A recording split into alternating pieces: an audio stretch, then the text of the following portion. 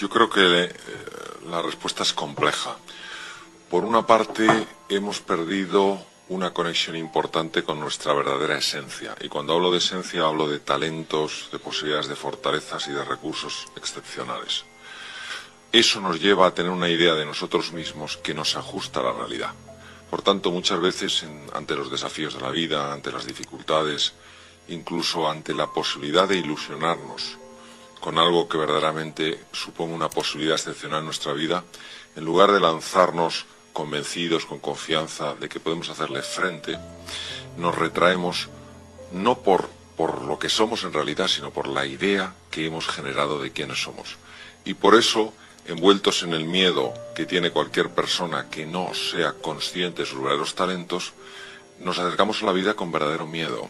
Somos personas que vivimos asustadas. Miedo incluso de mejorar, porque a veces podemos pensar, si hago esto, me podría ir mejor, pero sí, no lo hago. Esa es una observación muy interesante. El miedo a la mejora, desde mi punto de vista, tiene varias raíces. La primera, que aunque todos queremos pensar que cambiar es posible, a la hora de creerlo de verdad, pocas personas se lo creen y hacen lo que se puede hacer o lo que hay que hacer para cambiar. Y claro, mientras uno no crea hasta la médula que algo es posible, no va a hacer lo que hay que hacer. Y esa es la principal causa, es decir, lo pensamos y no lo creemos. Y por otro lado, también nos da miedo.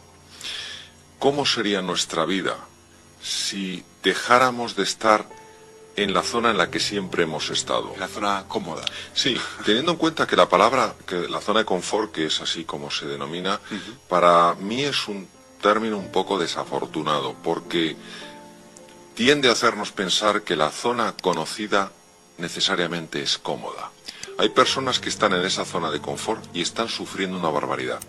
La zona de confort en realidad no es más que el status quo, como yo me he acostumbrado a vivir. A lo mejor me he acostumbrado a vivir sufriendo, me he acostumbrado a vivir de otra manera, y el solo hecho de salirme de esa zona genera tanta sensación de incertidumbre, tanto miedo a lo inesperado, que preferimos lo malo conocido, en el caso de que sea sufrimiento, a lo bueno por conocer. Claro.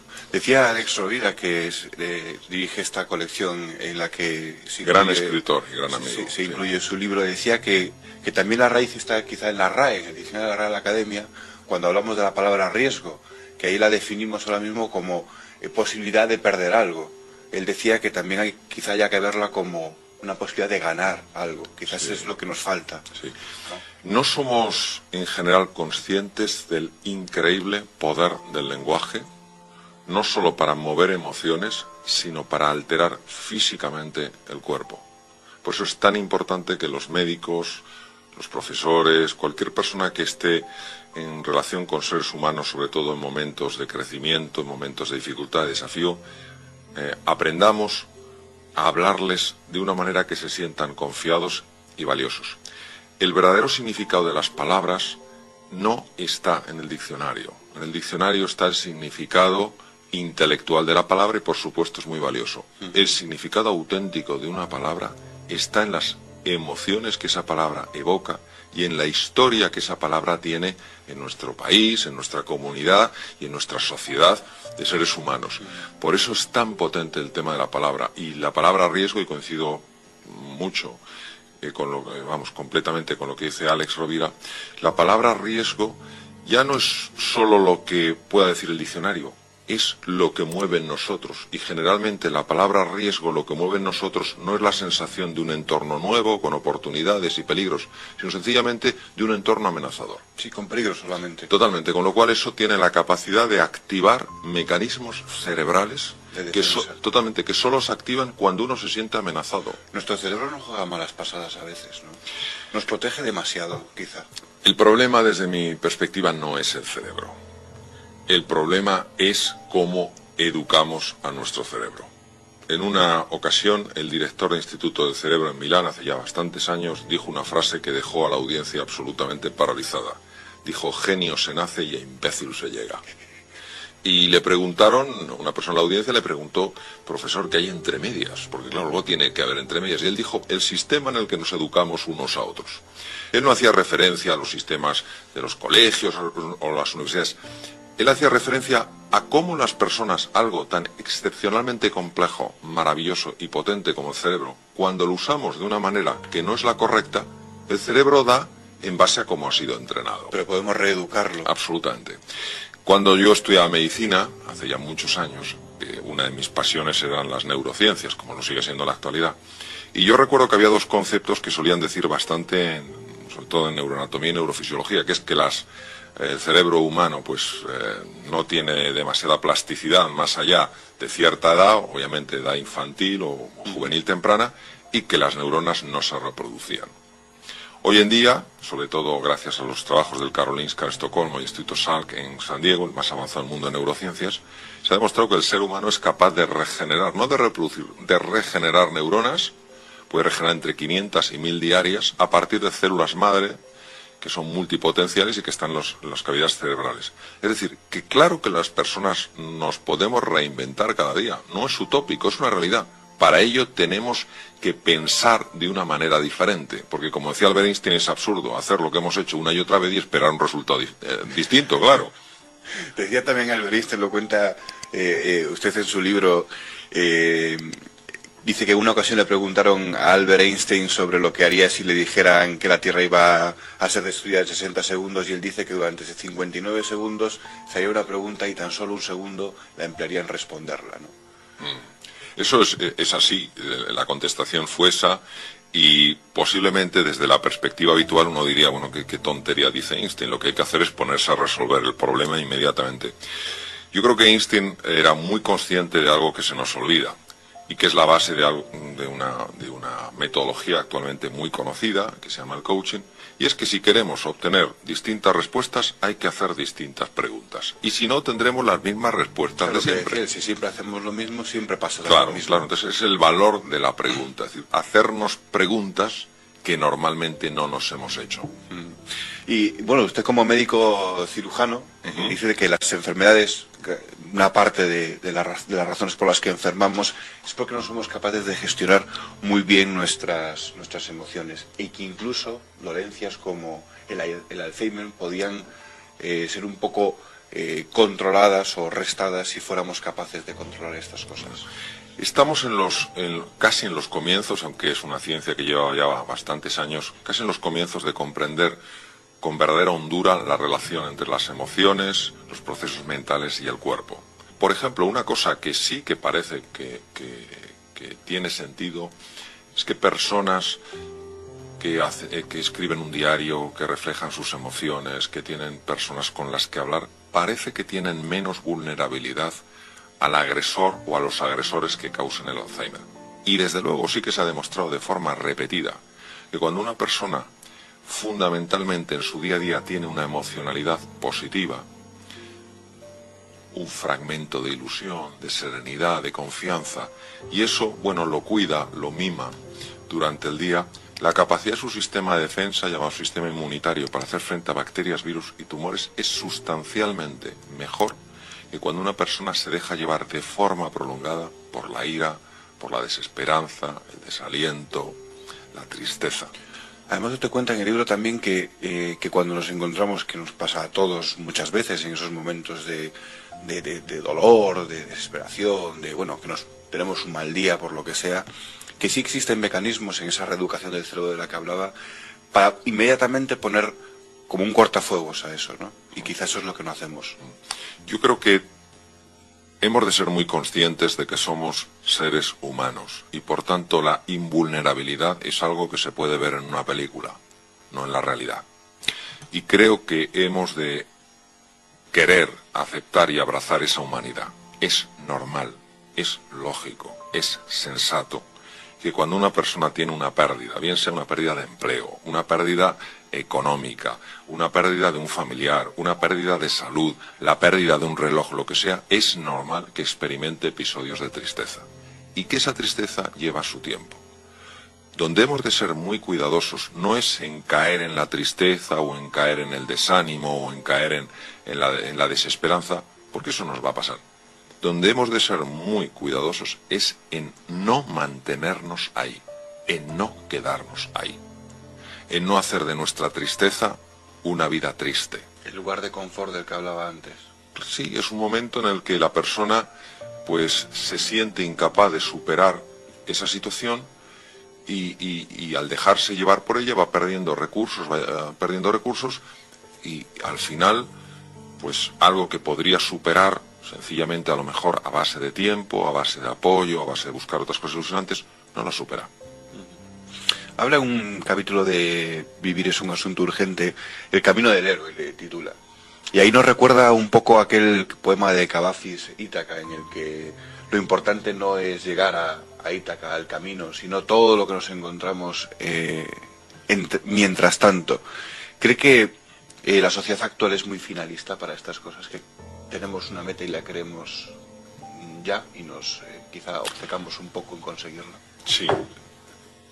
El camino del héroe es una descripción muy escogida por mí porque me ha influido mucho todos los trabajos de Campbell sobre todo lo que es la mitología oriental y occidental y la lucha permanente del ser humano por crecer y evolucionar.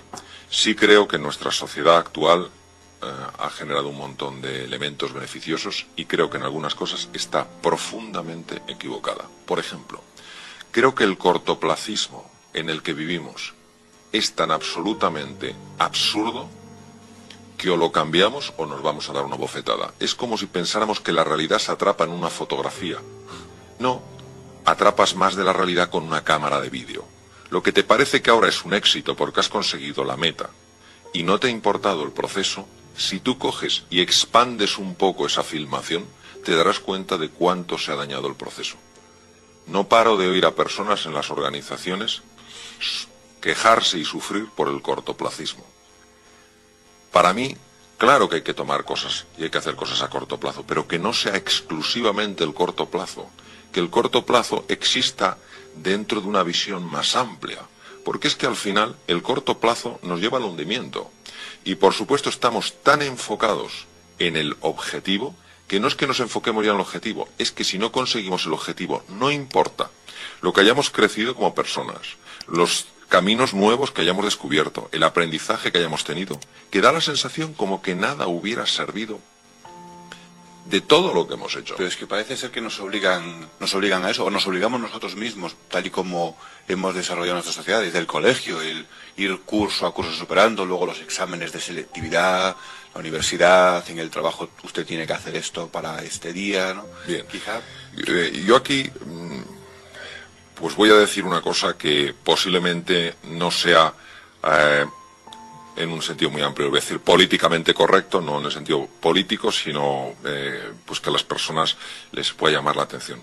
Yo creo que a base de culpar a las instituciones, a las personas, a lo que tenían que haber hecho y no hicieron, a lo que no tendrían que haber hecho e hicieron, lo único que hacemos es acumular razones. Acumulamos justificaciones. Lo que no conseguimos son resultados. Todos somos causa y efecto de lo que sucede. Por supuesto que hay personas cuyas actuaciones nos han dañado. Y ojalá las corrijan.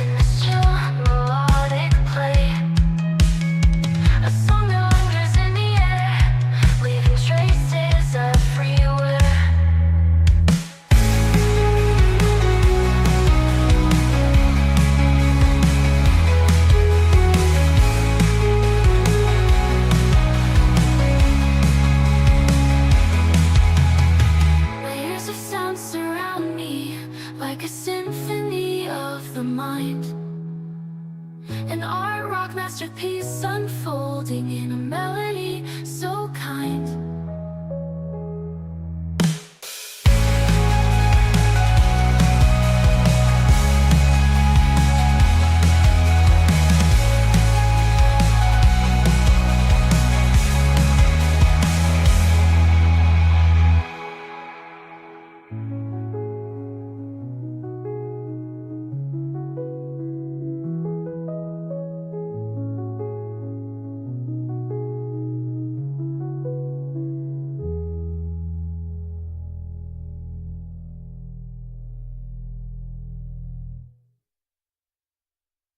Pero nosotros, sin darnos cuenta, influimos mucho más en el entorno. Si cada uno de nosotros hiciera un poquito, solo un poquito, para mejorar las cosas, en un tiempo las cosas serían totalmente distintas. Claro, porque somos nosotros los que cambiamos las cosas. Claro, yo creo que una persona lo definió con una frase increíblemente sencilla, difícil de entender y sumamente potente. Fue Mahatma Gandhi. Dijo, sé tú el cambio que quieres ver en el mundo. Empieza por ti. Eso es lo más difícil. Nos pasamos la vida intentando arreglar a los demás, porque esta persona no es como tendría que ser. No es... ¿Y en uno? ¿Qué es lo que uno podría cambiar que no está cambiando? Mario, te queremos pedir para terminar, además es que nos viene perfecto para esto último que estamos hablando, que nos regalaras un fragmento de tu libro leído. Nosotros hemos escogido este, espero que te guste. Está ahí la marca y para que nos lo puedas compartir con nosotros. Fenomenal. Demos un paso adelante, aunque sea muy pequeño. Hagamos algo, una llamada. Tomemos una pequeña decisión, aunque no sea perfecta. El distrés nos paraliza o nos invita a huir. Por eso es tan importante moverse, hacer algo, dar un paso adelante. Un movimiento sencillo lleva un mensaje de gran impacto a nuestro cerebro. Yo puedo. Es una pena que porque haya tantas personas que piensen que lo que pueden hacer es tan poco que no vale la pena, haya tantas personas que no hagan nada.